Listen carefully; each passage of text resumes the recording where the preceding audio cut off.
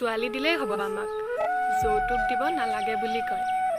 অকল ছোৱালী দিলেই হ'ব আমাক, যৌতুক দিব নালাগে বুলি কয়। তেন্তে কিয় তেওঁলোকে বিয়াৰ আগদিনা দৰাৰ ৰুমটো খালী কৰি থয়? ভোকত থাকিলেও সুখ পাব, বিয়াৰ আগত তাই ল'ৰাটোক কয়। ভোকত থাকিলেও সুখ পাব, বিয়াৰ আগত তাই ল'ৰাটোক কয়। তাইৰ কিয় বিয়াত জোৰোণৰ দিনা পাটৰ কাপোৰৰ হিচাপ লয়? ল'ৰাটোক মোবাইলটো চাবলৈ দি আপুনি শান্তিৰে ঘৰৰ কাম কৰে।